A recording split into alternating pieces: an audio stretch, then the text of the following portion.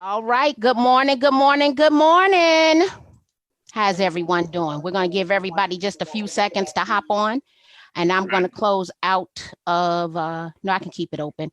Come back over here with us. All right. We're here for the race discussion today. How's everyone doing? Y'all okay? Just give me the head nod. Everybody okay? Wonderful. Hey, Andy, how you doing today? Still breathing. You're breathing, and you're looking good. I know that yesterday we had a walkthrough, and Sara wanted us to kind of let everyone know how we got here. Let me say this. We've had a lot of questions on how did the six of us come to be together, and want everybody to know Andy and I have had a relationship now for 8 years through real estate. And last week he told me the time, 7:35 a.m. I reached out to Andy because I wanted to highlight the efforts of the Chicago South Side, in particular, Latalo McGee and Whitney Hampton, because I didn't think that they were receiving enough publicity for all of the hard work they were doing on behalf of the real estate community. And Andy, when I reached out to you, you were on a morning run, you stopped. I've reached out to you before in the past because I don't make assumptions that you know what's going on the South Side of Chicago. And when I reached out to you, you told me that you wanted to put this panel together. And due to the fact that every person on this panel, not only are they local leaders, they're state leaders, they're national leaders. We've all been through leadership training with the Illinois Association of Realtors. And we had just got off a call with the national president of the Women's Council, Brenda Lee. I said, you know what? We can continue a discussion we've already started. And so here we are today to discuss race in the city of Chicago. Andy, I know you're going to facilitate us and do us well. We appreciate you for reaching out from the concept of seeking first to understand. You don't profess to have the answers, but you've been willing to ask us questions, and we welcome your questions today. Markie, yeah, thank you for just for everything that you do and everybody else. So I want to just first, I come from a place of, I'll just throw it out there. I'm a white middle-aged man. I turned 40 in November. I am completely inadequate to be even in the midst of this. I'm here to learn. I figure if we're gonna have this discussion, why not have everybody benefit from it? So I'm very ill-equipped to be in all of your presence, and I want to learn. There's a lot that's going on. I think I shared with you yesterday when we were kind of spitballing what would people get the most value out of. I'm embarrassed to say that I've just absorbed more information on racism, systemic racism, how it affects just economics in general and real estate that I have I've done that more in the last 2 weeks than I have in my entire life. I'm just going to say it. So that being said, I come from a place of utmost humility and just honored that we can have this discussion because it needs to be had. So I would like, I'm sure most people watching this know everybody, but whatever everybody mind very briefly, 15 seconds, 30 seconds, just introducing themselves, how long they've been in the industry. Obviously, people can read because your name's on there. And then, maybe which company you're with or how you're involved in Chicago real estate. Markie, I'll divert back to you. Take it away. We'll start with you. So my name is Markie Lemon-Ryhal, real estate keynote speaker and international best-selling author. I have the opportunity to travel the country training real estate professionals on social media and technology.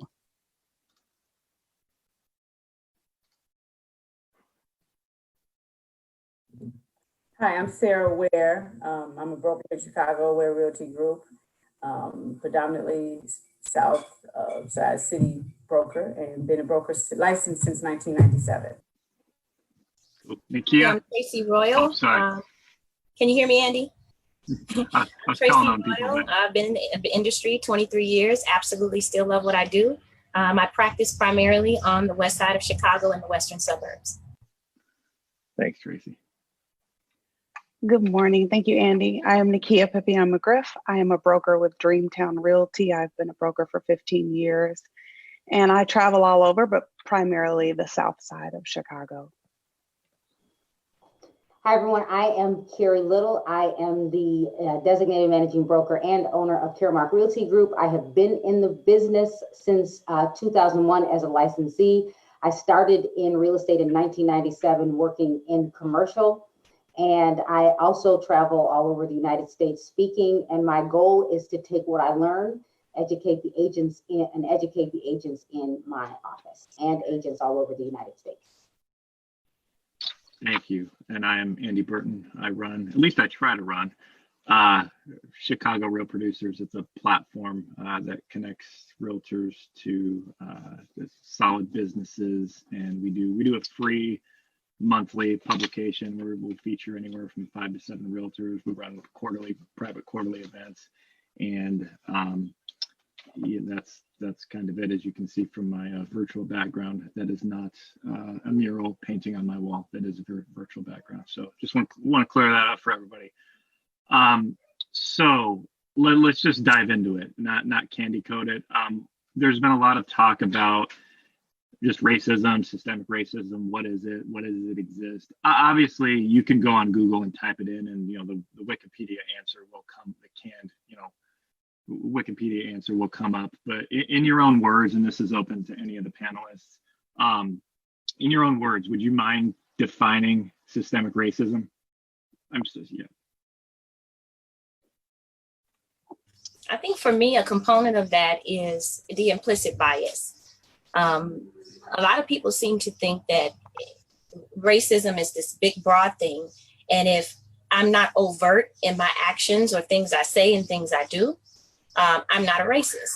But I think the other part to that is there is an implicit bias that kind of leads you into that direction. And it could be the things you say that are offensive and you don't know they're offensive. Certain perceptions, certain biases that you have about people of color that will prompt a person to just do something which will end up being overtly offensive. So that's sort of the way I see this level of systemic racism. Thank you, Tracey. Andy, I'm going to jump in and speak on a different component as a mother. An example of systemic racism to me is the zip code that I live in kind of determines where my child can go to school.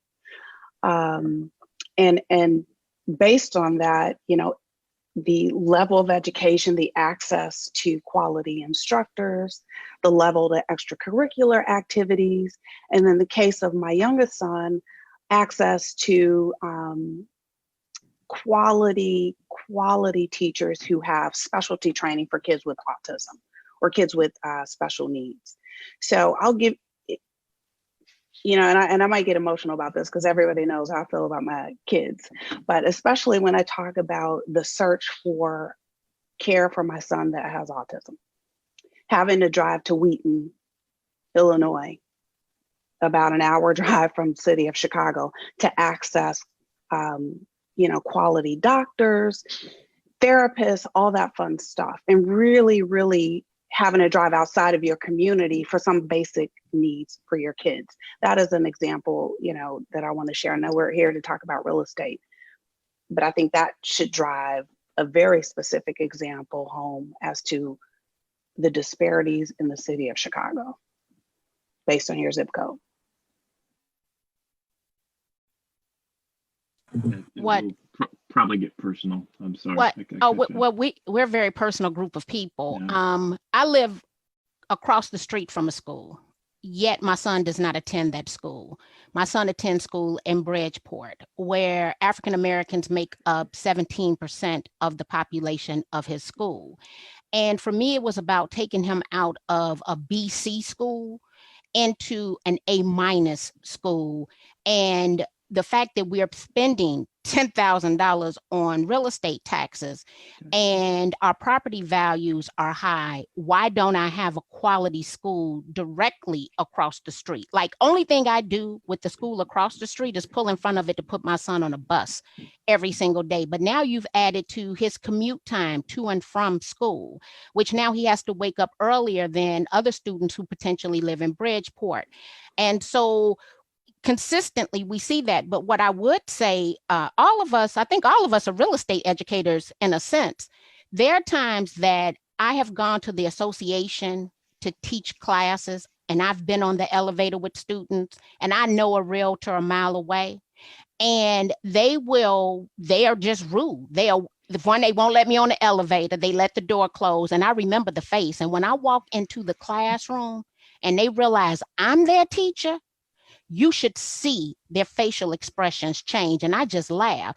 Heck, you just ran me over in the elevator to get your butt here. You had no idea who I was and you didn't care. And it was strictly based on either the fact that I'm Black or I'm female. And oftentimes I don't know the difference between whether it's sexism or racism. And this is Sara. I'll just jump in real quick. And I guess as all of us as real estate professionals, do we oftentimes run into there may be a client that's treated a little different from the way they live and from a listing presentation? I think people need to ask themselves, are you providing the same level of service across the board?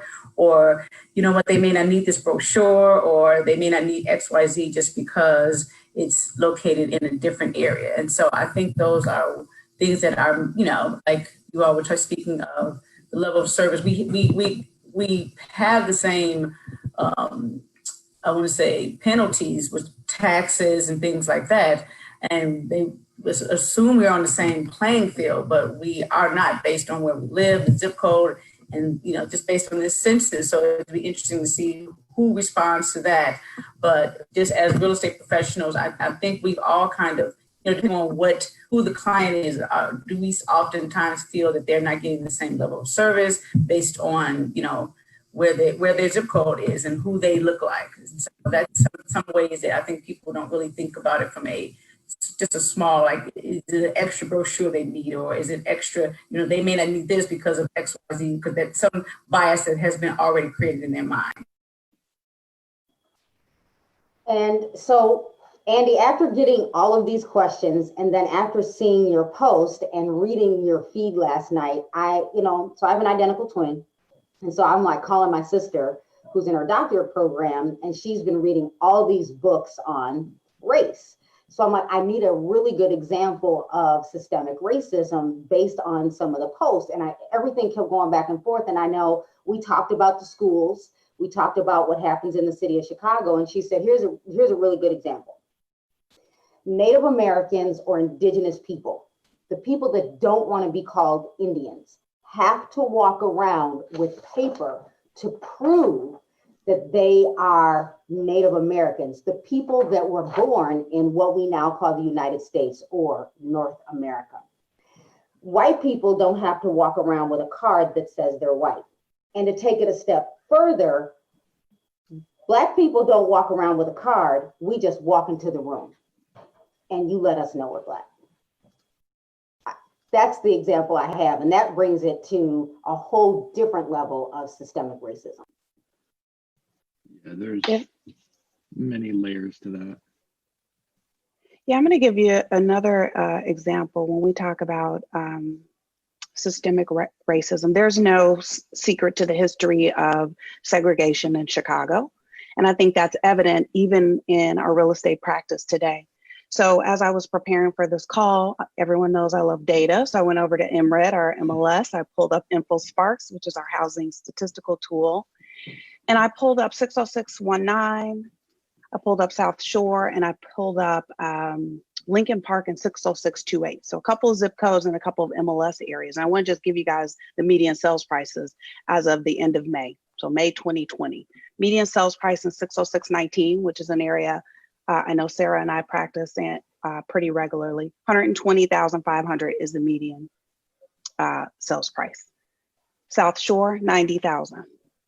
And that's up 7.1%. when we look at year over year. Lincoln Park, 555,000 is the median sales price, and then 60628, 107,000. So we're still experiencing this. Those of us who are servicing these areas, we have to work 3, 4, 5 times as hard to make the same level of income as someone who just decides to focus on Lincoln Park. Now, again, Chicago has 77 different neighborhoods. This is just a quick snapshot of, you know, what's happening in parts of the city versus other parts of the city. And I think that level of understanding needs to be had for all of our brokers who are servicing the entire city. You're working overtime, and I'll be, as I've self-reflected on this, how we run our standings, like our publication, it's hyper niche, so it goes to the top 500 agents based on 606 zip codes, and I just sit before you like I can do better. So I wouldn't be in that. We wouldn't be in that publication, is what I heard you say. I don't know what the hell to say. Like I don't. I'm just going to air out my dirty laundry. So, and maybe we need to rethink it. Because you're absolutely right. You got someone whose average price point is 100K or 150K, and then you have, a realtor who has a, maybe more or less of what people would consider a more affluent sphere. They do a $1.3 million deal, and I hit these numbers. So I mean, maybe we need to rethink, based it on units and volume. I mean, there has to be. Thank you for sharing that, Nykea. It just sheds light on. It's not that people aren't working hard. It's just that that's the system that that's their sphere, how they start. And this is in no way a slight to people that service that area. That's just where they are, and that's just, but it's just kind of just opening up, just having an open mind to, because I mean, even though my area, it has a low median sales price, I love where I live. I am ingrained in my community, and I would love it and so if someone comes from Lincoln Park, I'm sure they don't love their community no less. We all want the same things at the end of the day, but just kind of just kind of being aware of what the other side what the other side faces, because we still have to pay taxes. We want good education. We want good service. We all want the same baseline things. We may be just a little bit behind when it comes to the traditional services, but that does not mean that we are going to fight any less or less harder for those. So, I mean, I have friends that service Lincoln Park, Northside, and that's great because it's just, the mecca of who we are as leaders, just being ingrained across the board. And that's something that we would service as well, but just to have the knowledge of both sides to kind of understand, just because we don't appear in a Real Producers magazine does not mean we're not a real producer. So, and that's kind of the, this stigma sometimes. And, because you're, if you're a real top producer, you get accolades for different things. You're able to access certain things. And not that we don't want the access because of lack of effort, but just know that we have other, things faced. And, we can still break bread with all brokers across the city and have a great time, because at the end of the day, we are, we love our industry. And Andy, if I could add something, and I hear this all the time, in these zip codes that Nykea mentioned, we have a lot of brokers who practice in these communities. We have a lot of investors who invest in these communities. And when we talk about this term gentrification, we have folks who purchase, they escalate the values because it's about the bottom line and the money element. And then the same people who grew up in these communities, who lived in these communities, they have families in these communities. All of a sudden overnight, we no longer can live in these communities because we can't no longer afford to.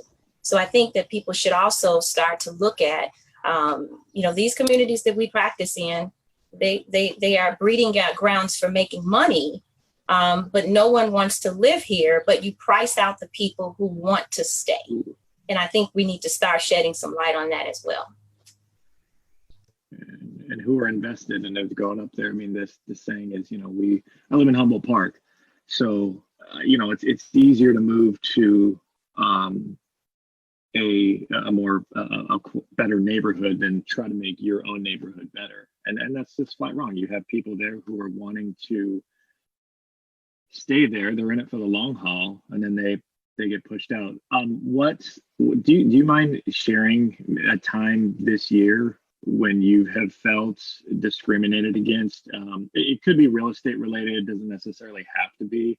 But everybody's laughing. But would you? Anybody can start. I would just be curious. So when we talk about discriminated, let's be clear, Chicago is the most segregated city in this country, racially and economically. So oftentimes in the communities that we live in, we don't feel that way because they're all Black communities, period. And I would say I'm in the Bronzeville area, so I'm a little bit more on the north end of the South Side. So now I have a lot of people moving into the community, and we're diversifying. So they're not coming into the community and going to treat me bad because they're the minority of the community right now. It's at the moment that I decide to step outside of my community that I realize that I'm Black.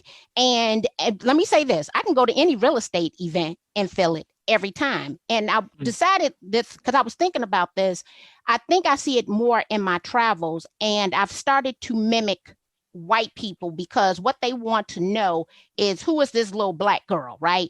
And not only am I Black, right? Then I'm also a woman, and then I'm also overweight, and that's a whole nother classification, right? Because they view overweight people as being lazy.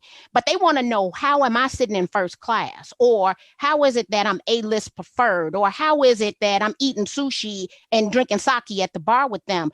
And so I mirror them. They wear Ferragamos, I wear Ferragamos. They carry to me, I carry to me. They wear a certain headset, I wear that headset. So that when they come and they give me the look, I need them to see me. And I need them to identify that everything you got going on, I also have going on. But why do I have to do that?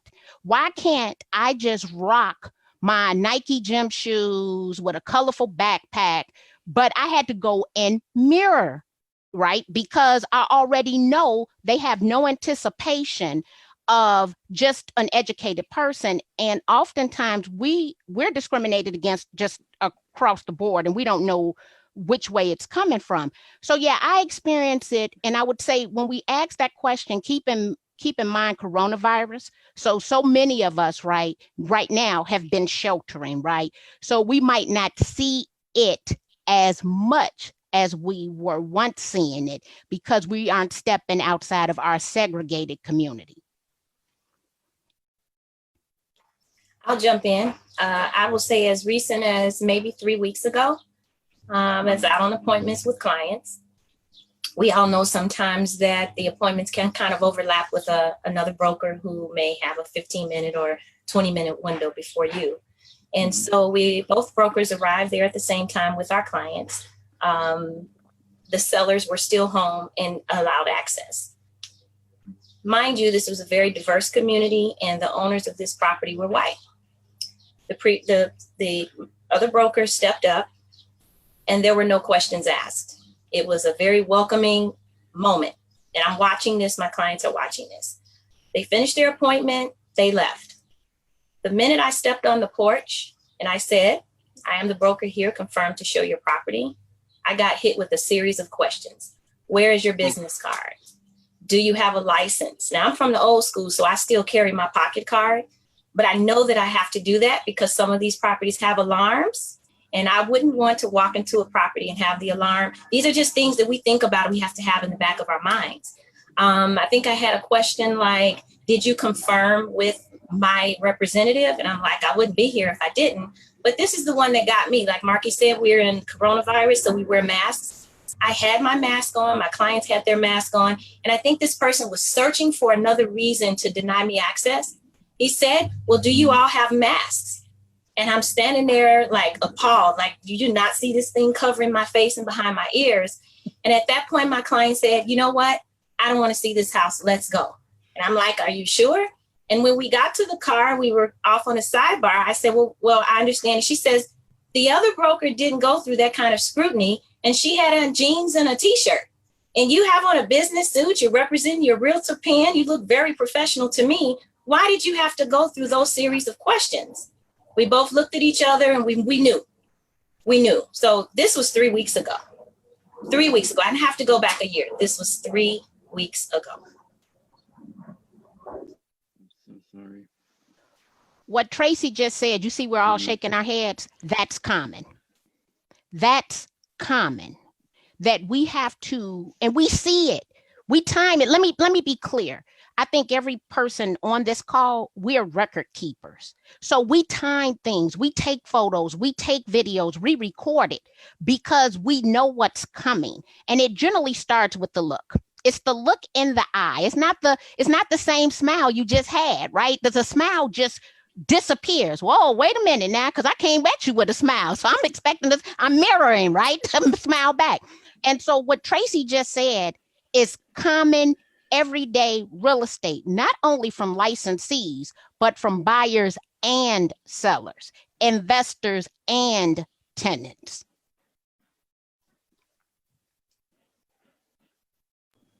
So, and I had this conversation with Markie. I've been quarantined and most of my travel got changed. So I was like, I really don't have anything that happened this year. I even went to my husband. I'm like, has anything happened to you in the real estate world or anywhere where you've experienced racism?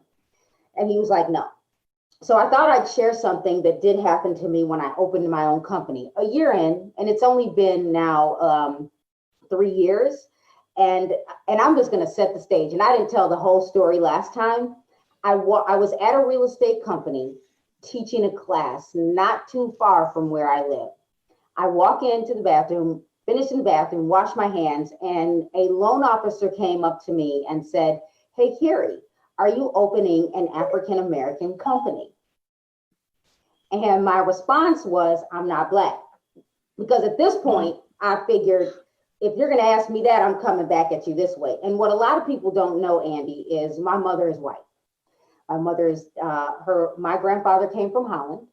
And I can only trace back, and my grandmother, we can trace her back to our roots back to the Revolutionary War. And yes, I could be a daughter of the Revolutionary War. So I'd probably make some people's heads turn. And then on my father's side, we can only go back like 3 generations. So I can find people back as far, just for like 3 generations. So when this loan officer said this to me, all I could think of was, why do you think it's okay to ask me if I'm running an African-American company? Why can't I just open a company? I'm curious, did he have a response for that? Or... You're muted. It was a she, because we were in the ladies' bathroom. But that's okay. So she was shocked when I said I'm not Black. Now that's a whole nother day for that conversation. But she was taken back, and I was just like, why would you even ask me that? And she couldn't even answer. Yeah.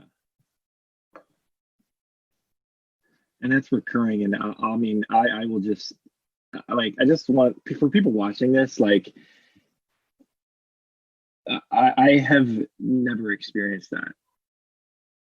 And I just want to stand before you and say, like, I'm so sorry. Like, it's flat. I don't think anybody watching this would be like, yeah, that's right, that's okay. I don't think anybody, but it's like, what are we doing about it? So I'm glad, like, if anything, when we get to the end of this will just enlighten people, and being this is going on, and it's not just a one-off. I mean, this is recurring. So here's what's even more interesting is, remember, I went home every day to a white mother, and I'm an identical twin.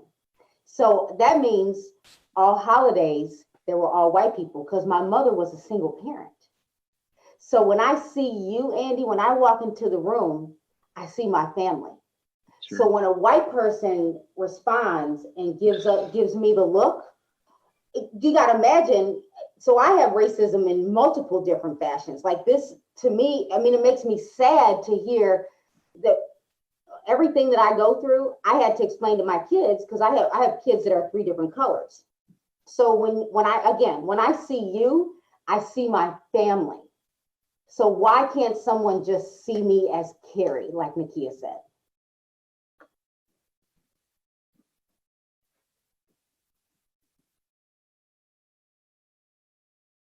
Nykea, Sara, I'll give you guys an opportunity if you want to, if there was a time that you have felt. Andy, as a, and Markie actually alluded to this earlier, as an instructor for MLS, sometimes I'll go into the office to teach and people will just assume that I'm one of the students. And so I usually get there a little bit early just to kind of get things set up. Maybe I've got to respond to some client emails, all that fun stuff. So I'm usually not standing in front, I'm usually sitting in one of the seats. And so the visual shock of when I stand up to begin to teach the class is often, well, it's interesting. I like to use the word interesting, but you know, usually I win them over by the end of class, but typically there is a visual like, oh, and I've even had people say, oh, you're the instructor. Yes, ma'am. Yes, sir. I'm ready to get started. Are you ready to learn? So, I mean, we don't have much time, but you know, I can give you a whole list of fun or not so fun experiences as it relates to real estate, being Black in the real estate community in Chicago. Well, and the question is why should you have to win them over? I mean, you're the instructor. You come from authority. I don't have to win my kids over.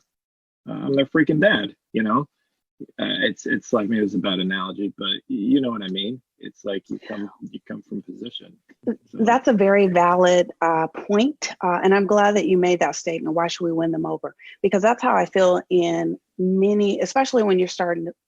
We haven't talked about the volunteer world, but when you start volunteering in different organizations, it's like, oh, you're Black, but so there's some qualifier as to I'm different or I'm not the same as some of the other Blacks, for lack of a better term.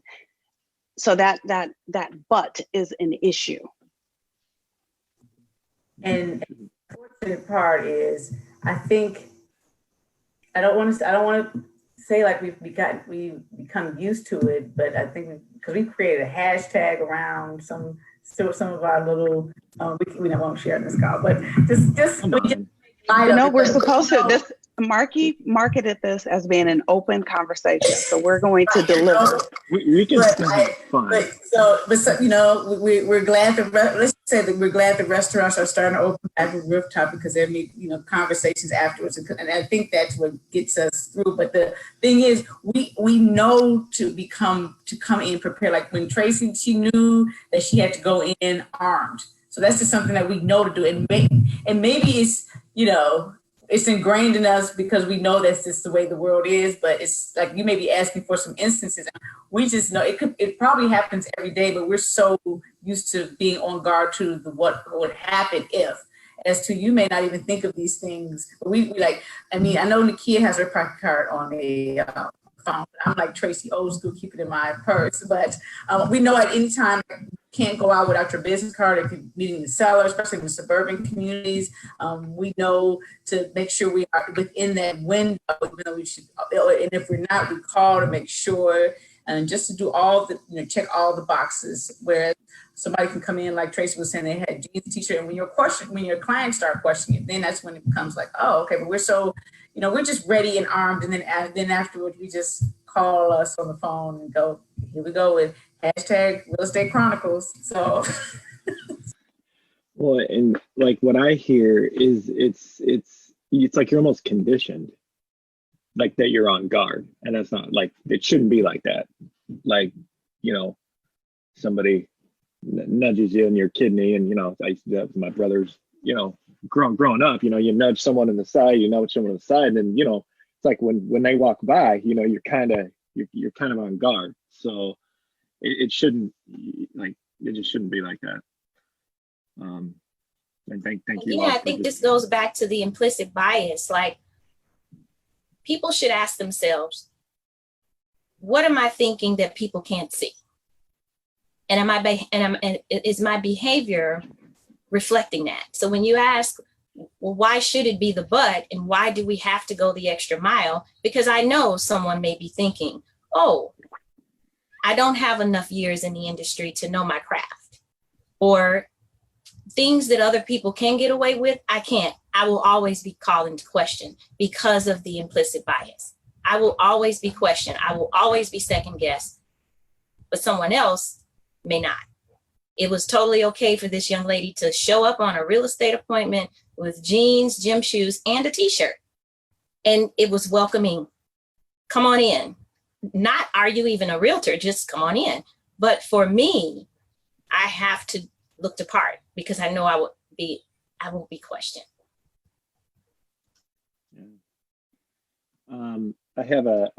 This is kind of a good segue. So when you hear or see people in your circles make biased comments that you're pretty sure, they're racist comments, or, based on statements or just history, like, do you say something? Why or why not? Or what's a tactful way that you bring it up? Let me say this. I'm clear that certain people don't say things in front of me because they know that I'm direct. So it's just, and I've been in the room as the only Black person, and this was a recent event, and for some reason, all the white people were sitting at one table, and I was sitting at a table by myself. And the whole table looked over at me. And so one of the guys said, well, maybe I should come back and sit with Markie. And I told him, I said, no, I know how to stand alone. Right. And they said, no, Markie don't play. So she might call you to the carpet. No, if I had a problem with what you were saying, I will let you know. So I've noticed that as people have gotten to know me, or their perception of me, especially because of all the video content I put out, they know that I'm direct. So I've noticed that people will say things to other people that they would never say to me because they already know my personality is that I'm going to say something. So now that lets me know, not only are you biased, right, but essentially you're a punk, you're a mark, right? Because you picking and choosing the weakest of the people in order to say some of this ignorant nonsense that you have to say. Come on and just, man up on it and own it and say what you have to say.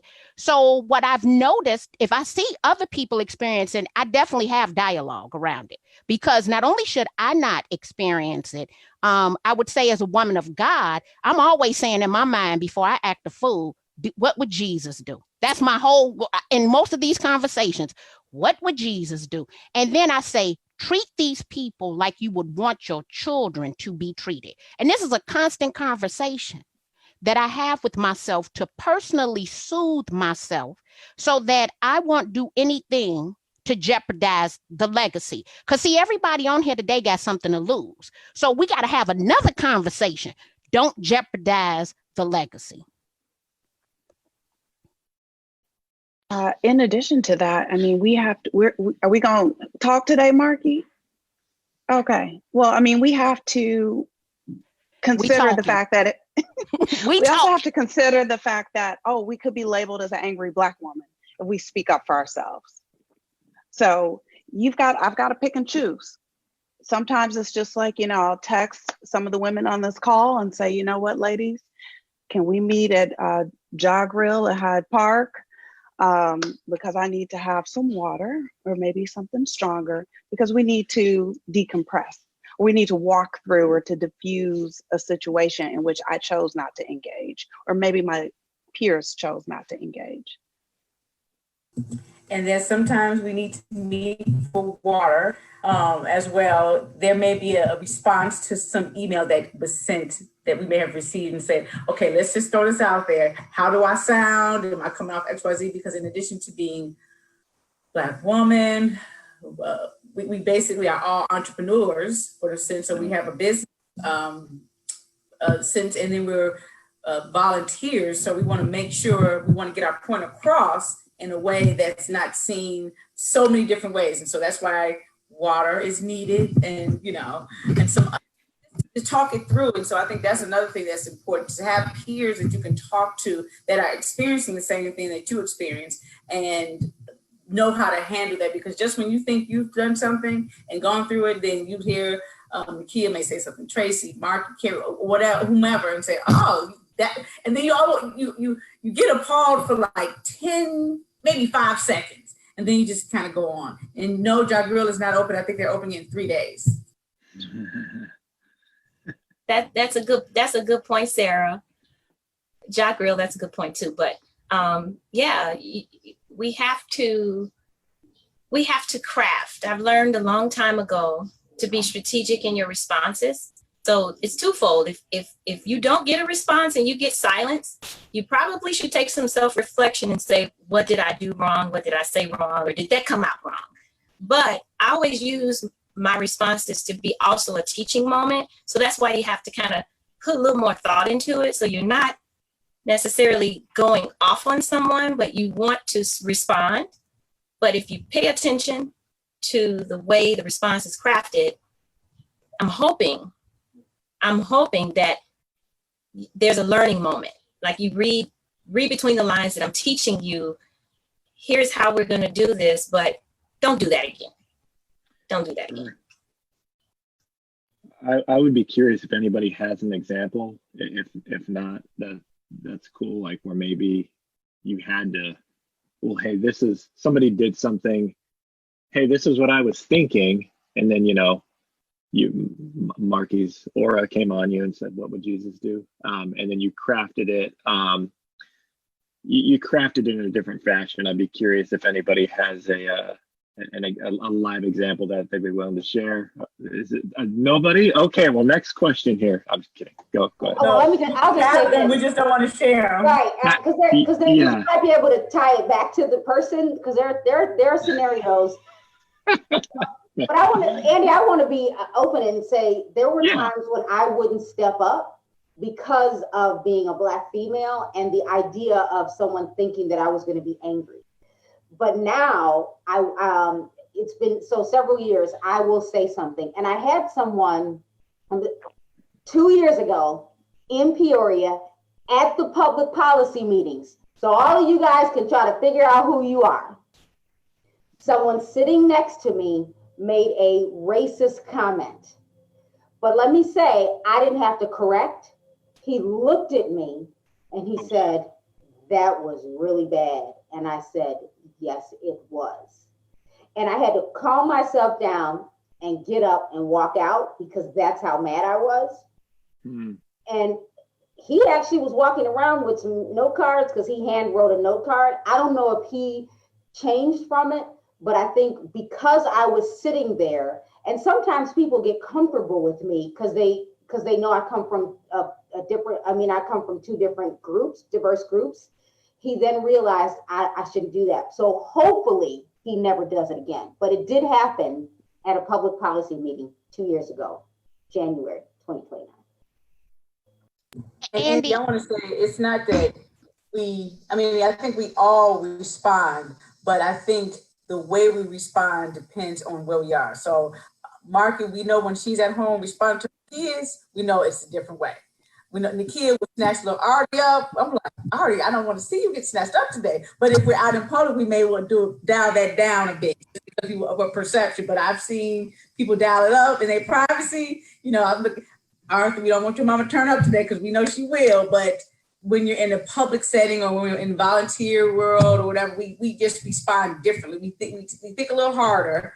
And it's all in your comfort zone. So I know when Markie's talking to her children and, Temple Bug, we know when, Tracey's have to pull her to the curb, we know she's comfortable with that, but that may not be the same situation when we are in a different setting. So we have to, like Andy, I don't know how it is with your children or whatever. Is it some sort of differences when you have to get them together, so to speak? But we think, that maybe that's that Markie, what would Jesus say moment, but we definitely know we are aware of our surroundings. I think a little bit more than most people, because we always have to know that we are being watched. And so not to say we kind of mute that, but we are cognizant of the fact that there may be some pushback depending on what we do in front of who we, what we do in front of the audience that we serve. Absolutely. And Sara brings us to a really good point. And I believe Markie spoke to this. In her words, I snatch Artie up because in public, he's already prepared, or I'm attempting to prepare him to avoid any of these situations that have brought us to this conversation today, that continue to bring us to these same conversations. Because unfortunately, I don't think what's happened to Breonna Taylor, what's happened to George Floyd, unfortunately, they're still going on right now. And so my role as a mother is to protect my cubs as best I can, if you will. And so getting them together or snatching them up at home is so that when we go out in public, there are no problems, because everyone that has met me around my kids knows that I am a lioness. What does the lioness do in the pack? Protect the cubs. Exactly. So you already know what you won't do is say anything to my children in public, because they have already been fully trained at home. Is it fair though that we have to train them, like we have to snatch them up, and that we can't we have to guard our words. We have to protect them. Like I often feel when I leave my home, as a married person, you pick your battles, right? When we leave our house, we're picking our battles. We decide what to say, how to say it, when to say it. And I will say this, because I've been pretty vocal about it. We're all in some leadership capacity. And what I want the world to know, we want more Black leaders, okay? And we've all experienced failure. We didn't get everything we wanted the first time. The only thing we do is keep on trying, because what we know, we are good enough. It might not happen when we think it's going to happen, but it has happened for every last one of us. So with that being said, I wouldn't want anyone Black to think that we're any different, because guess what? Because we're in leadership roles, oftentimes we've been told that we're not Black. We are as Black as they come. All right. We lay our heads. Carrie's always lived West, but my girl, Tracey, she West Side, ride or die. We South Side, ride or die. What I want to say, though, and this is when being Jesus-like sometimes gets the best of me, I think it is unacceptable for people in leadership roles to not speak and address the entire room, the entire hallway. I am absolutely sick of people in leadership positions walking past as if they don't see you. That is a poor leader. That is a horrible leader. And at the moment I see it, and we see it at every meeting we attend, I want to say to them, clearly your mama didn't raise you right. Because see, me and Nykea and Tracey's baby, they gonna speak to you. They got to speak to you because we taught them better. They speak to everyone in the room. If you're going to speak to one person, you speak to everyone. So there's a lack of people who think they're in a leadership role. They don't act as leaders. Well said. I probably said too much. No, I think that's a good segue, because we all know that I'm always trying to focus on moving forward or solutions. And Andy, you started this conversation by saying, and a part of our conversation yesterday, if I may share, was you said, I don't know what I don't know. And in order to move forward, when you look, the owners that are watching this, the leadership that's watching this, look at your leadership team. How can you have a reflection of your membership if your leadership team they all look like you? There is no way that you can understand the nuances of different cultures and ethnicities if your leadership team does not reflect your membership makeup. Your staff, Carrie just noted, how about staff? Absolutely. You can't share that same experience if your staff, your leadership team, again, the people who are leading your organization have the same understanding.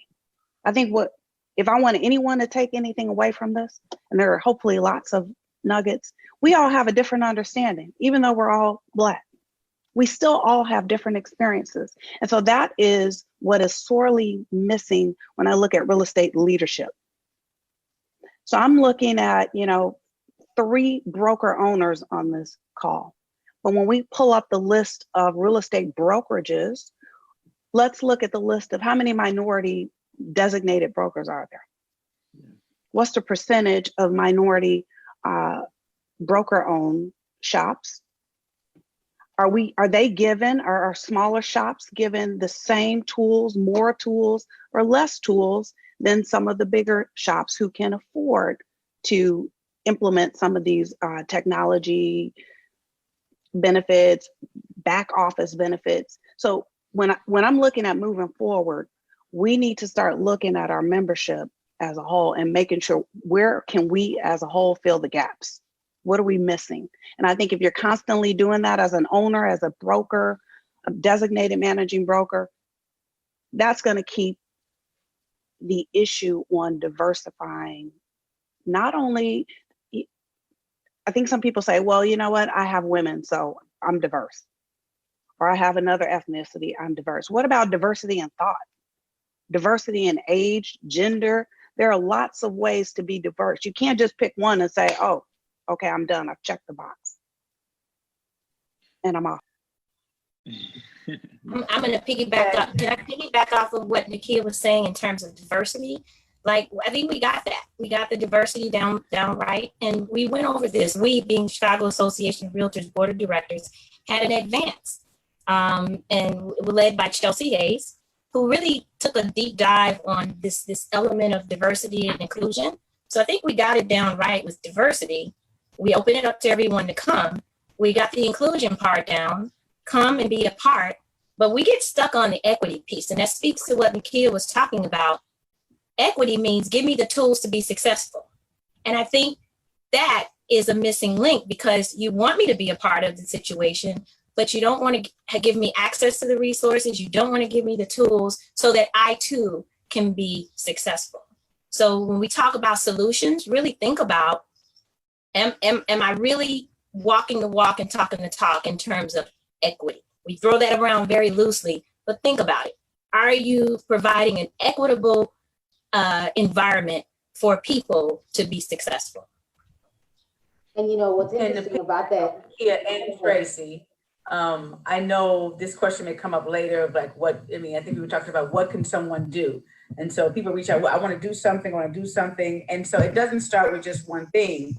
And I think, as Nykea was stating, as you look around, like people that are looking around, if they're in leadership positions and able to say, you know what, I think we maybe need some diversity in this group, or maybe we can reach out, because if we're not sitting in those rooms, then who is? And so I would say, for those who are sitting in those rooms, maybe just say, because it's not one thing, it's not one person, it won't happen overnight. You can write a check and make yourself feel good, but as a long term, it's going to take time to say, hey, you know what, we're looking for some designated brokers, and then that would put the onus on us too, to kind of say, hey, you know what, we're looking for managing brokers to run XYZ offices. Do you have any diverse candidates that we can put forward or to interview? So we can put ourselves in position, but that would call for people just thinking about it and reaching out and saying, hey, you know what, we could use some more diverse leadership.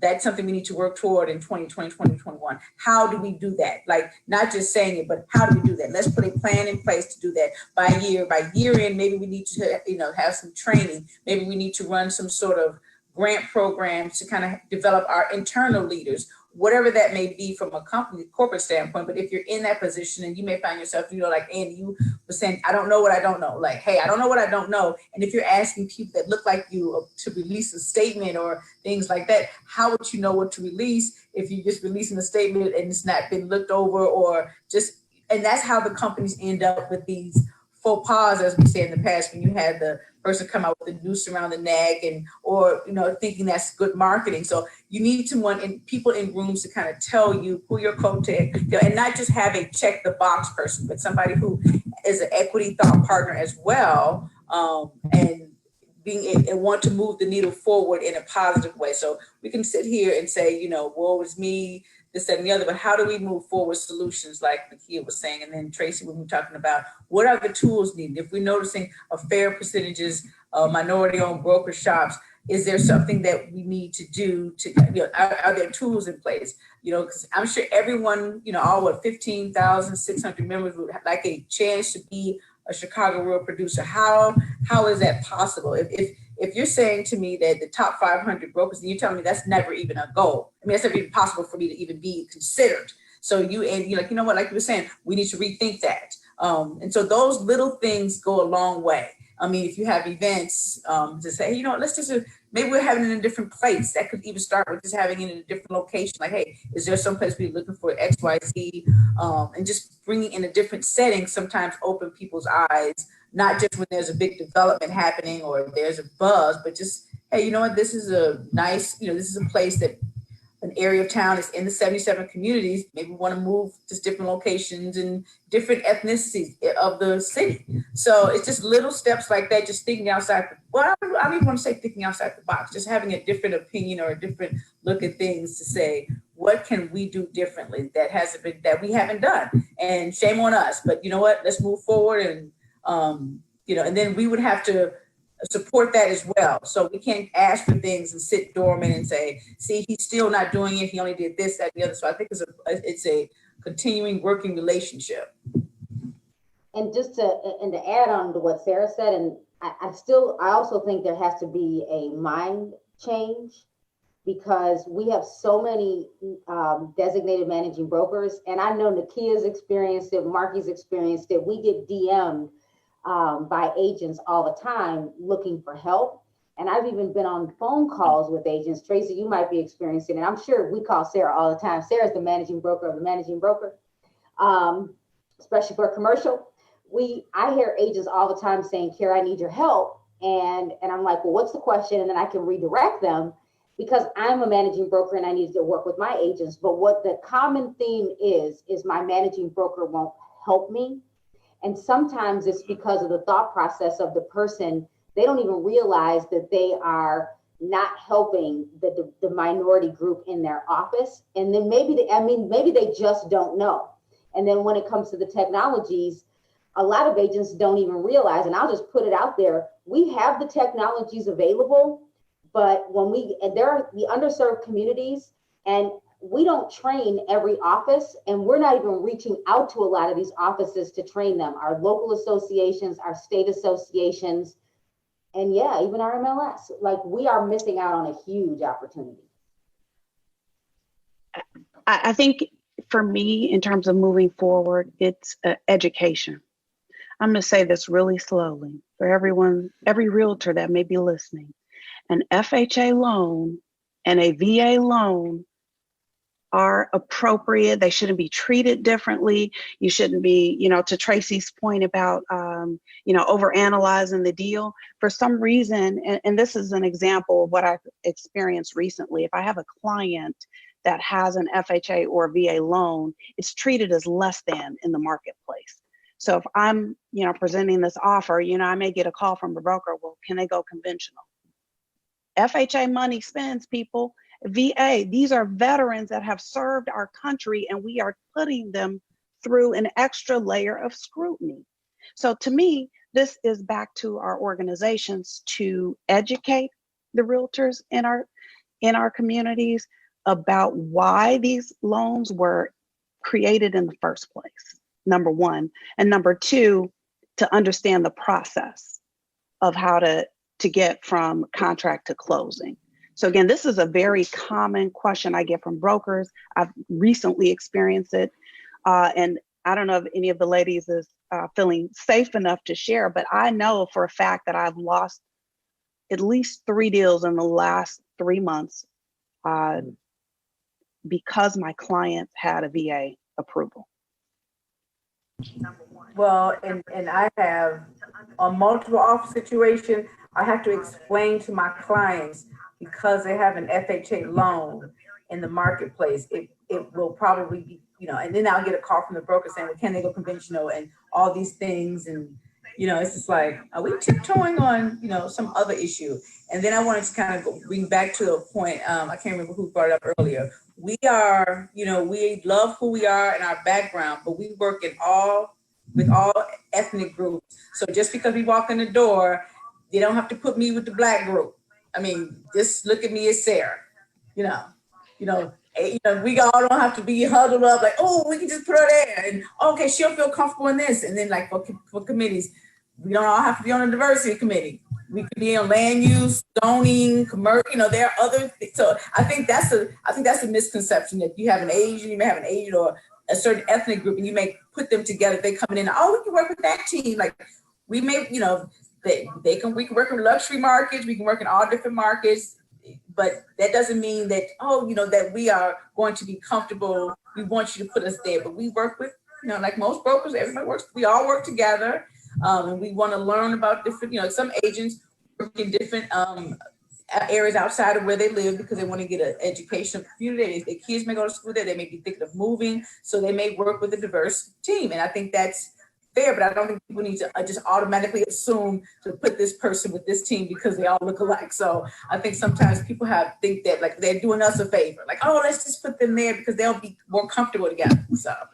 I'm gonna piggyback. I want to say two things. One thing, we're all friends. And so outside of real estate, we're friends. We hang out with one another outside of real estate. With that being said, we will come together. And when we get to an event, we will disband because we're going to go work the different networks. I might go over to CRS. Somebody might go to Women's Council. We have 2 federal political coordinators on this call. I mean, so we're walking in and we want to cover the whole grounds because we need to have a little insight in every corner of the room. But this is one thing I wanted to say. One is not enough.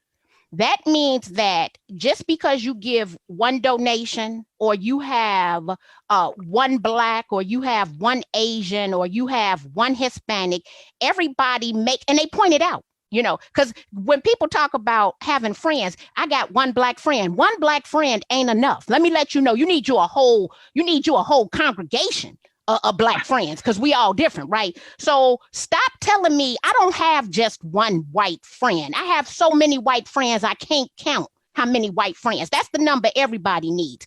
And so one is not enough.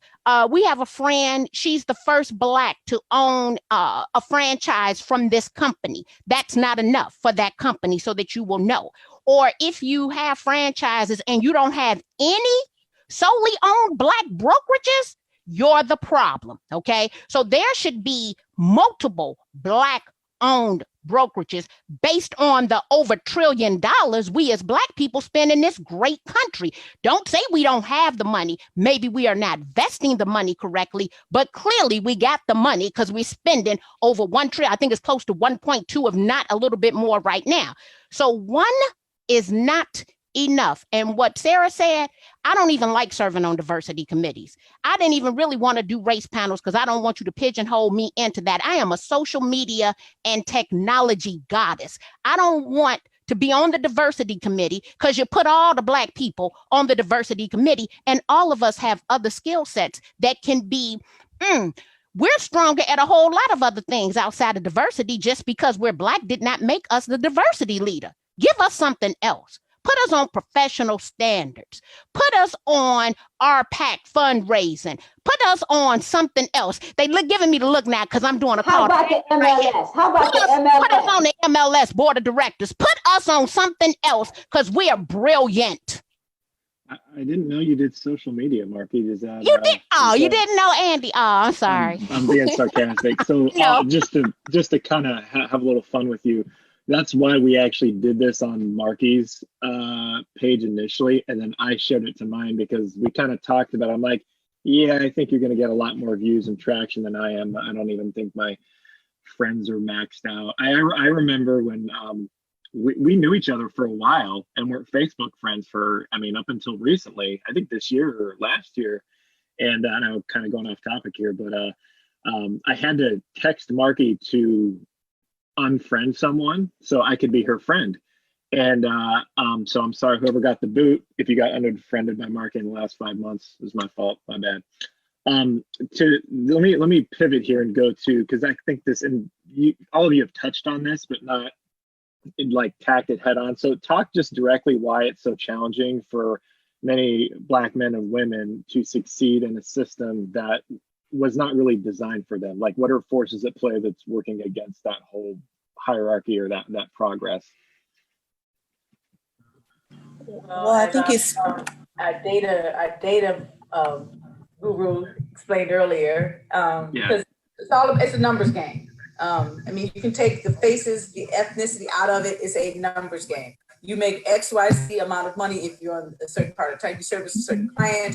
I mean, that goes for realtors. That goes for lenders. That goes for just attorneys work. You know, you have some attorneys that they need a what do you call it?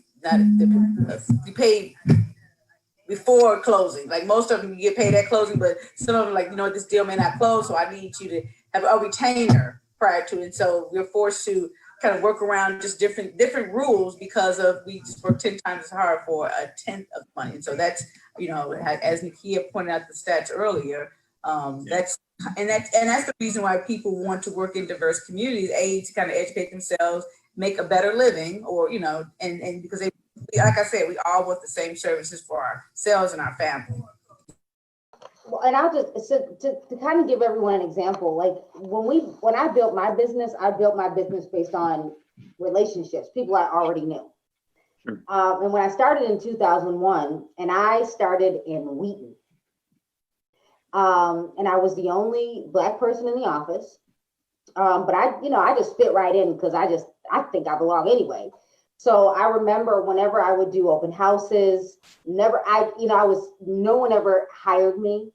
I actually had someone hire me in the Wheaton office who happened to be, she's Latino, and she ended up buying in a community way far away from Wheaton. And I typically, when I get referrals from outside of the area, and it doesn't matter who sends the person, if a lot of times that person that was referred to me doesn't know I'm Black yet, because my name is Carrie. And then I will, we'll have a conversation, I'll show homes, and they'll never call me back again. I've had that happen. I've had, in one scenario, and I can't say this is my favorite, but it was an experience that made me realize that what we need in our industry is we need people to be advocates. So I had a referral from Idaho to an area not far from here. And I won't give you the full scenario so people don't really know who I'm talking about, but it was a $500,000 deal. It was a listing. And I went to the property, Women's Council referral, went through the property like I normally would. I always come with my measuring tape. I tell them, the homeowners, what they need to do. We get ready to fill out paperwork. And I remember leaving the property and the husband literally went off on the wife. And I thought, yep, he doesn't want to hire me because I'm Black. Wow. And the wife told me later, I told him, you're hiring her, period. That's what it is. So sometimes what we need in our industry is someone to be an advocate. Now, it doesn't mean I'm going to help everyone that sees me. And another thing that might need to happen, and this could be a challenge, and Markie might challenge me on this one, is I had a realtor come up to me after real estate education, ethics training. And a lot of times in class, my Black students won't tell their stories in class, but they'll tell me after class. I'll have a line. And I had an agent say, Carrie, working in Naperville, I set up the appointment, seller coming into the office. She saw the guy pull up, red pickup truck. He walked into the office. She greeted him with a handshake, and he shook her hand and said, we will not be working together, and walked out. My challenge for us is we have about 5 or 10 minutes to convince you that we know what we're doing. Could that real estate agent had said, you know what, give me 10 minutes to earn your business? He may have still never hired her. But could we change the narrative? Could we do that? That's where I'm waiting for Markie to say, yeah, but some people are already defeated. So there you go. Andy, the answer to your question is in the question itself. The system was never designed for us. So we've had to make our way through a system that was never designed for us to succeed. And every woman on this call has just gone over and above. And to this day, we're still questioned, or we're still looked at as, maybe if you just do one additional thing, we'll accept you. And I'm sorry, Tracey, I interrupted you, but to me, the answer is because it was never designed for us to succeed. We've had to find our way through a system that's just not built for us. No, that's okay, Nykea. I was going to say, actually, to your point and to Carrie's point, when we talk about having an advocate, a lot of people that have influence, when we have situations like this, when we feel like we're not doing enough, what can we do? Let's do a training. Let's do a training and let's check the box so that we are in compliance in terms of, you know, we don't want to get sued. We're doing the right thing. You can't train a person's heart condition. If a person in their heart just feels the way that they feel, that's not something a textbook could change overnight, or a 2-hour continuing education class. That's not going to change. So in order for us to really, for those on that are viewing this and you want to say, well, what really can I do? How can I go beyond? I think if you are in a position where you have influence and you can be an advocate for someone, hold each other accountable when you see someone who's fighting against that. Don't just check the box and say, well, let's just do a training so we fulfill that portion of our obligation. Let's go a step further and let's start changing hearts and minds through person-to-person contact. I love it. I relate it to like we're raising kids. I have 4, so my house is in utter chaos. But the goal for at least me as a father, it's like you want to change their heart. They do something, they mess up. I don't just want to put them in timeout for 10 minutes. Okay, you're good, you're done. I don't want them to do that action again. So when they repeatedly do an action, it's kind of like, okay, well, I have to reflect on myself as a parent. I'm like, this isn't getting through. So I like what you said there. This goes so much deeper than just this industry. Obviously it is a real estate conversation, so we're going to focus on real estate, but this is it's a heart issue. It's a human condition. It's sin. And so like, what can white people do? I'll just ask, like, what can I do? And I'm asking this for myself. If anybody on this just happens to be listening and they glean from it, cool. What can white people do just to help understand better? I mean, obviously I think this has helped, but just to help promote equality in general.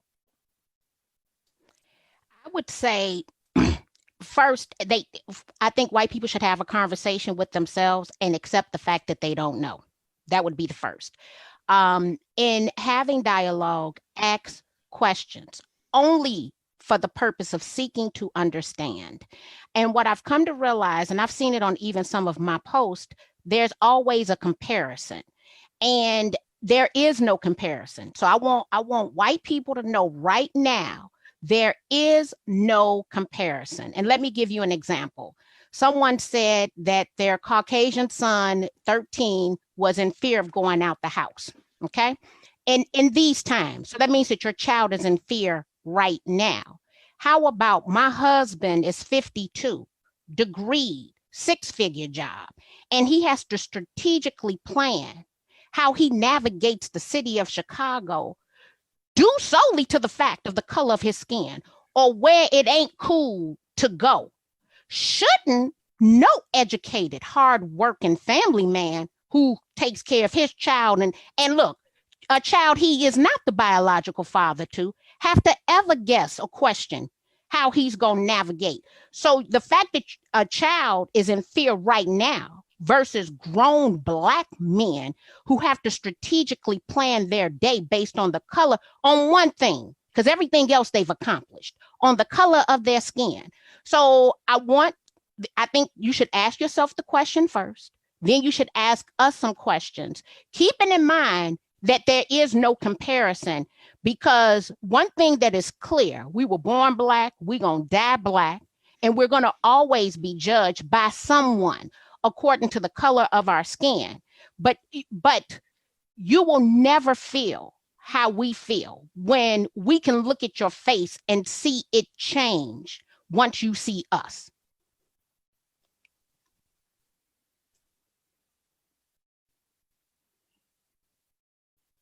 I think Andy. I want to come behind that. Oh, go ahead. Go ahead, Madam Governess. No, I said I don't want to come behind that. Oh. That's it right there. I'm just letting it sink in. There's really nothing to be said. I think the education piece, I think now is a perfect time for people to acknowledge that they just may not know. And I think it's a great time. I'm going to shout out Chelsea Hayes from the Coaching Factory again. You guys look her up, because dialogue is imperative, right? But a focused and a carefully crafted dialogue is just that much more important. And so I've had the awesome benefit to work with Chelsea for a couple of years. And I think she really is not, there's something for someone to just talk to you and instruct you, but the self-discovery through carefully crafted dialogue is even that much more impactful. And to piggyback off what you said, seek to ask questions to learn, not to, because some people are not, they have no intention of learning. They want to tell their side of the story, make you, and just be combative. And so we can pick that up, like you were saying on some of your posts. Like, some people have no intention of learning or trying to do better. They went into not to do better, because if you want to do better, you just you ask questions, and like Andy, you're sitting here, you're listening, you're like, hey, look, I don't know. But some people are intentionally on your or want you to want to bait you to get into some sort of argument and some sort of back and forth conversation. We don't even discuss that. But if you're not, and if you are, that's kudos to you. I just won't have a conversation like that. But just know that it's okay to ask questions, because I mean, we've been in situations where it's foreign. It's like any foreign situation. You're like, what is this? Or like you going to a foreign country. Where am I? How do I get here? So I think if you look at it from that, as basic as that, and as innocent as that, like I'm in the middle of Paris, I'm trying to get to the Louvre, to the Eiffel Tower. How do I get there? And so if you think of that, there's no bias, there's no intent. Your goal is to get to the Eiffel Tower. Sarah, you know what? I was thinking about this, this may have sounded a little different. What do you think about that? So if you think of it as basic as asking for directions to get to a goal in mind, I think that's kind of to be the baseline. But when somebody tries to bait on dialogue and trying for you to see what they see, like if you tell me the Eiffel Tower is this way, but I could, no, but if you go this way, so their intent is not to get you there. Their intent is to bring you over to their side for whatever reason. But because we can tell if somebody is seeking to ask questions to learn. That's because we're just trained to kind of pick up on things just on who we are. But if you are just looking at a basic, okay, and then you can have a true dialogue. Like it's okay. And people know when they cross the line too, and when they want to cross the line. I'd like to add that if you find yourself in a situation, well, not even a situation, but like Sara said, there's going to be some people who feel like, well, this doesn't apply to me. That's never been my experience. I don't know. I don't want to know. That will never happen to me and my family. I mean, there's nothing we can do about that. But for those who do want to learn, and to want, my grandfather used to always say, when you learn better, you do better. Hold each other accountable. Hold each other accountable, especially, a white person may not listen to me in my plight, but a white person may listen to another white person explain my plight, okay? To not say anything when you want to, that takes us back to a very popular quote by Desmond Tutu. If you are neutral in situations of injustice, you have chosen the side of the oppressor. So for me, it's holding each other accountable, holding each other accountable. And I was just mine is simple. You can only change you. So like Sara said, having the debate with someone that's not ready to hear, and Mark, you got a chuckle out of this. It's like trying to plant seeds on rocks. Nothing's going to come from it. Nothing's going to grow. And there's scripture that backs that up. So I would say to everyone, you might not be right. So take a moment and just say, I need to learn from this. And just like everyone has already said, ask a lot of questions and be willing to listen to hear what someone may have gone through. And I'm not here to get all of you to watch movies, and I know Andy might bring this up about resources, but there's a movie out, and I had to watch it in an ethics class, and it was A Time to Kill. I'm just saying everybody should watch that movie because it'll make you rethink what someone is going through when you haven't lived their life. And that's what we're trying to do, is like, if I was in your shoes, I'd have the same thing. Even when Markie called, I'm like, okay, from my mind, I'm like, this is going to be super uncomfortable, but that's how you grow. That is how you grow. And I'm like, I was like, I kind of said a quick prayer about it, but it was like God had already given me the answer before I even like started praying. Stop laughing. I'm glad you're on mute, Markie, because I would be feeding off your laughter if I could hear you.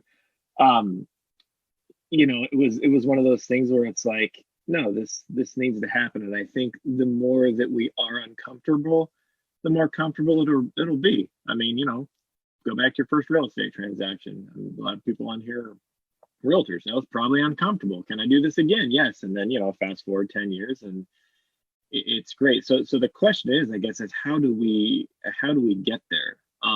What, I mean, well, obviously we don't have a crystal ball, but what do you see unfolding in the future? I mean, as it, you know, relates to equality in real estate?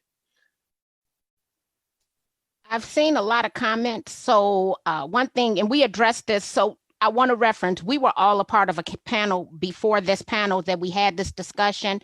A diversity panel includes diversity.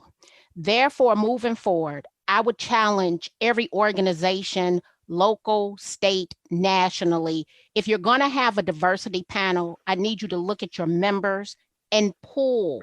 You should have someone, sexuality, we need to have the heterosexual, homosexual, the whole LGBT lineup, Asian, African and African-American is different, okay? So you need to reach deep to have a diversity panel. There needs to be someone from every walk of life on a diversity panel at any level, or that's not a diversity panel.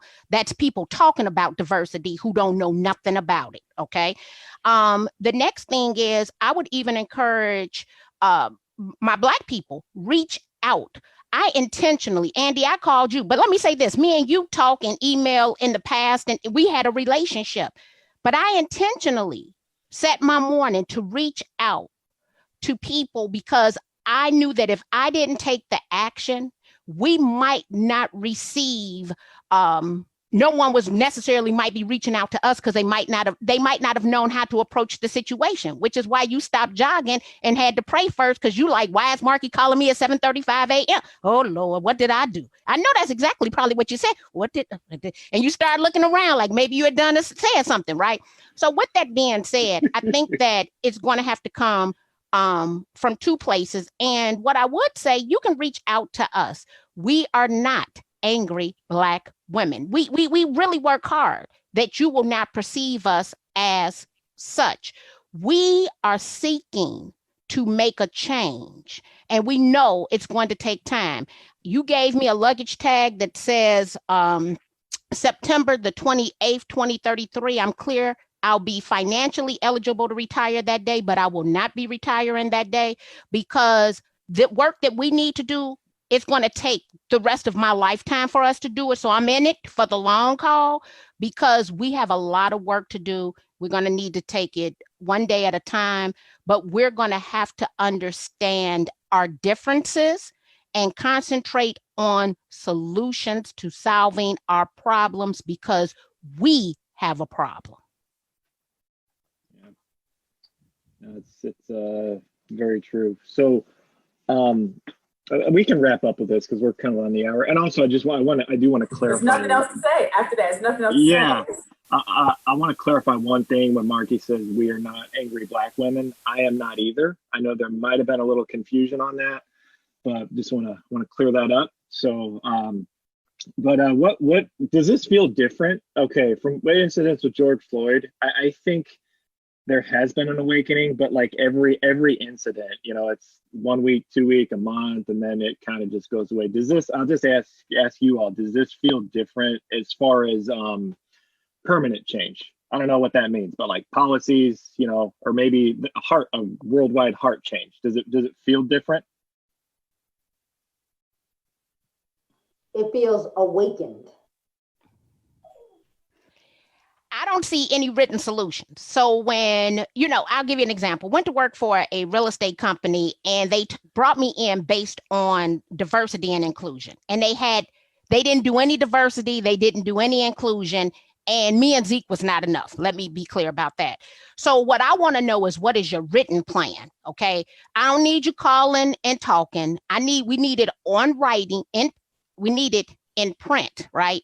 Because we need to be able to hold people accountable for what it is they say that they're going to do. Talking is done. We need to see action. We need to have a clear-cut plan of action, a strategic plan. When every board in this country, real estate board in this country, meet for their strategic planning meeting, this needs to be included, and they need to look at 1 year, 3 years, 5 years, 10 years, because what we're clear about on this, and we didn't even discuss this, on the Chicago South Side, the looting, they destroyed what the great late Harold Washington put into place when I was in high school.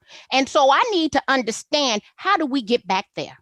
And that's going to take the rest of my lifetime, but it needs to be in writing. I'm tired of people talking. We don't need to talk no more. Let's see what that plan, that written plan of action is, so that we can hold people accountable and start checking it off.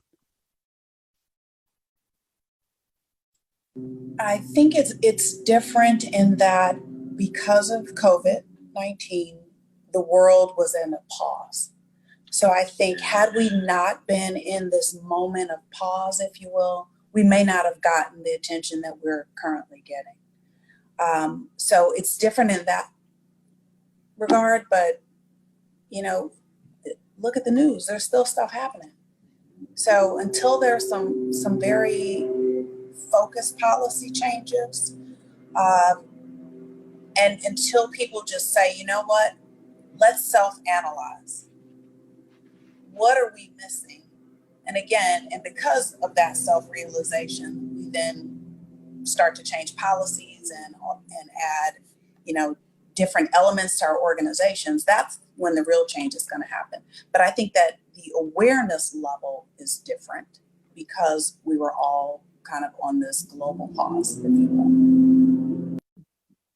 And to add on as a quick point, in addition to having it in writing, because we can put stuff in writing and look real pretty in a binder, what happens if we don't do that? What are the consequences? If we don't do, we need to do this by year in 2020. If we don't achieve that, then X, Y, Z. Because, you know, my business is certified as a minority and a woman-owned business with the city, but they have a set aside, like if they can't find a business, then they can pay a penalty or something like that, or, you know, miraculously they can't find one. So I'm sure that if you put some diversity goals out there, you really work at them and put them in writing, I'm sure they can be met. But what is that like? But you can put them in writing in a pretty binder, you know, kind of like your disaster recovery plan. People have it in a binder, they just don't know what it is. And because if you put it in writing and it's not a tone of your company, then it means absolutely nothing. How do you ingrain that into people that you hire, people you bring on? Are you sharing this with people that you're tying to your brand? And until that happens, you know, it comes like real producers. Like we are developing a team of XYZ of inclusion, and just share with people, because sometimes when you share your mission, people want to be drawn to you just because of that. And the people that don't want to be part of that, you don't want them anyway. So are they living in your mission statement or your core company values? What does that look like? And if you have these goals in place in writing and you want to have that moving forward, what are the consequences? If we don't hit these goals, XYZ, or don't even say you won't hit them, we are going to really work hard to hit them by doing these things.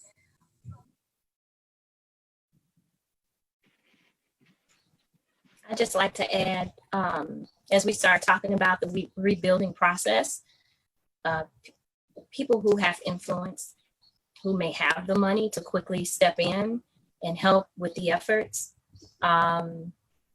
don't come in with the thought process of come in, rebuild, and take over. If you're really going to be about rebuilding and helping and building sustainable, thriving communities, don't look at it from the mindset, this is an opportunity. This is an opportunity for me to help, but to take. So I don't know what needs to happen. If we need to have policies in place, we need to have some legislation, we need to have informed certain task force to ensure that that doesn't happen. I think that's a good starting point. And last quick point, sorry. And we keep talking about policy changes. We talk about that because we go to DC and we lobby. So I said for those that are not involved, because some people may not even know who their local elected officials are from the local level. So I just would say, even at the smallest level, know who they are, get engaged with them, figure out what you can do, and know what the reading, because it's all public. When it comes to real estate, like these policy changes behind the scenes, while they have all this noise in the front, there's major policy changes happening in the housing community that we need to be aware of, and that kind of affects where we move forward with as a result of this COVID, things like that. So get involved from a policy level, making changes from your local official, state, national, because that's where the real in writing happens.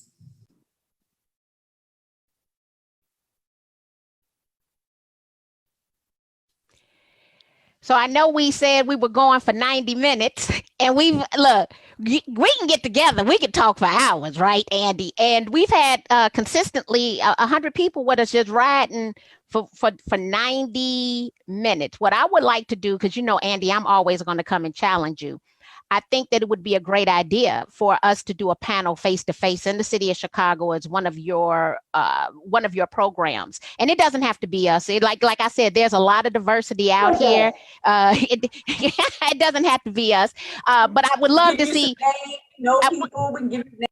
Yeah, we know some people look, Tommy Choi, he been on here with us this morning, Nancy Suver-Domini. Heck, we can have the liaison, Ezekiel Morris. We know people. To further the discussion in a face-to-face environment would be great on a collaboration, not only here in the city of Chicago, potentially at the National Association of Realtors Conference, not the one this year, but potentially the next year, at our legislative meetings. We often reach out to all the different organizations, the Women's Council, VARAP, NAGLARAP, the whole gamut. There should be a representative from every last one of those organizations on a true diversity panel, because we're speaking really for women of color, right? And we're just one part of the entire piece, but our men are the ones that are the most discriminated against. I'm game. I mean, especially when in-person events resume, whenever that may be. I was thinking of the most unsanitary place to do an event now. As a joke, I'd be like, "Hey, come to our event. It's at the Chuck E. Cheese ball pool or something." I was like, I know, sorry, that's where my mind goes. But yes, definitely, 1000%. So what I would like to do, just to kind of wrap up, final thoughts here. If you found any value in this, I know, Markie, your post, I think it was about a week and a half ago, not this Monday, but last Monday. Very raw, very authentic. The 77, just the Chicago Realtors Cleanup and Recovery Fund that goes to CAR. So if you found, and by the way, this is for, if you're in a position to do this, cool. If you're a small business owner and your business got ransacked and looted, this is not for you. So I would like to post the link. If you want to donate money, it just goes to clean up the neighborhoods. It's going to go to those small businesses and people who just need help. So I will post it on my timeline.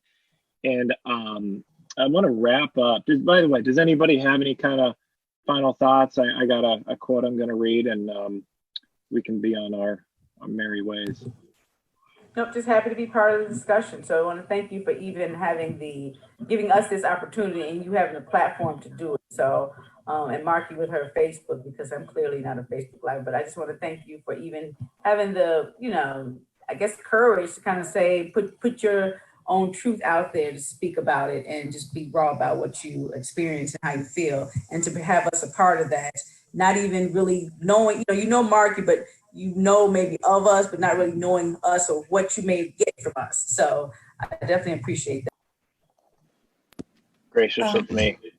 Yeah, I definitely thank you so much for both you and Markie always looking to have these conversations.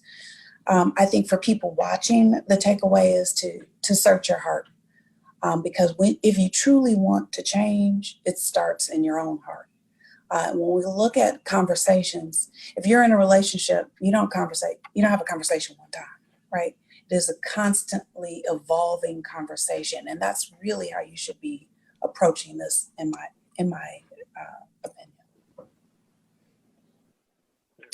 Andy, I just wanted to say thank you for the opportunity as well to give us this platform. And I do appreciate you starting off by saying you didn't know. I mean, I think that a lot of people should take that leap of courage to say, I don't know, and I want to understand, instead of making assumptions on what you think I might want to hear. So thank you for being just transparent. Thank you for being honest, opening up your heart and saying, hey, I don't know, and I want to do better. Also, thank you, Markie, for including me in this discussion. This is great. And for me, just thank you. Yes, Andy, keep doing what you're doing. And I'm pretty sure everybody that's on this panel, if you're watching, we'd be open to a conversation. Now, it might get, it's about 3 weeks to get on Markie's calendar. Normally 3 months. Unless you're jogging and she calls you, that's the only exception. Right. That's the only exception to the rule. And I do use the word jogging intentionally. I used to run, now I jog, let's be honest. I'm 40. Hey, Andy, let me say this. I reached out to you because historically, when I've reached out to you, you've always taken action. And in the past, I have shined light on some diversity issues and talked to you about people who I felt deserved to be included in Real Producers Magazine. And we went over the numbers. I don't know if you remember that, said at the restaurant, ran over the numbers. And I did refer some people to you who I definitely thought should be included. And so I just want to thank you for taking action, because I will say this, I'm clear on who I would call my friends who just happen to be white, because when I made them calls last week, every last one of you took action. So I thank you for being the person I thought you were. I look at it like this. So, when we hop off of this, we're not going to solve the world's problems. We're not going to solve America's problems. So when we hop off this is my takeaway. Self-reflect. There's actually a lot of stuff out there on Netflix regarding issues like this. I mean, that's quick at your fingertips. We can post some stuff in the chat, but I look at it like running across the United States 3,000 miles. Okay. I can't do that on my own. I mean, I probably could if I had a couple months, but what I can do is I can run a mile. I can hand the baton to somebody else. They can run 2 miles. So if there's 1,000 of us running 3 miles each, we're going to get the job done. So whatever your mile is, focus on that. And I wanted just kind of give 2 resources. I watched it was a Keller Williams Lincoln Park conversation with you mentioned Zeke Morris, who I don't know, but I watched that and I friended him on Facebook, and he's probably like, who the hell is this guy? But that being said, hopefully accepts He'll accept you. No pressure or anything. And Tommy Choi. And so I typed this quote out from Zeke Morris. I thought this was just really profound. It says, we earn the courage to speak up. We're at a moment that all folks need to understand that their voice counts. We are conditioned that there are a lot of things that we don't speak up about because it's better to get through it and live to see another day. Become aware of the consequences of not speaking up. So I encourage people to watch that. And then this was all prompted. I mean, there were many factors at play, but I got to give my friend Colleen Rippey a shout out in Baltimore. She runs Baltimore Real Producers, and she did something similar to this on last Thursday. And I watched hers, and just the timing of it was, I watched it Thursday. Markie calls me Friday, and I'm like, wow, God, you're just kind of throwing this in my lap. It was almost to the point of like, if I don't do this, I was being disobedient. So those are 2 races. I encourage everybody here, if they want to fill their mind with more positivity and just be able to relate and self-reflect more, those two conversations will. So the one with Baltimore Real Producers, her name's Colleen Rippey, and then the one with that Keller Williams Lincoln Park put on with Tommy Choi and Zeke Morris. So can you share those links in the chat? Can you share those links in the chat possibly, or in the feed? Yeah, in the feed on Facebook. In the feed on Facebook. Do you want me to do it right now? I'm a guy. Or whenever. You can take your time. We're gonna come back because we're gonna get a lot of comments throughout Wait a minute, before you end, course of the day. Before you end, I just want to remind, in the feed, I'm going to post some books that people might want to check out. But the one I think everyone, there are two I think everyone should really read or listen to on Audible is Talking to Strangers by Malcolm Gladwell. It'll make you think about how we perceive people when you meet them. And then Blink. Blink is an older book, but it really helps you understand why even police officers react the way they do.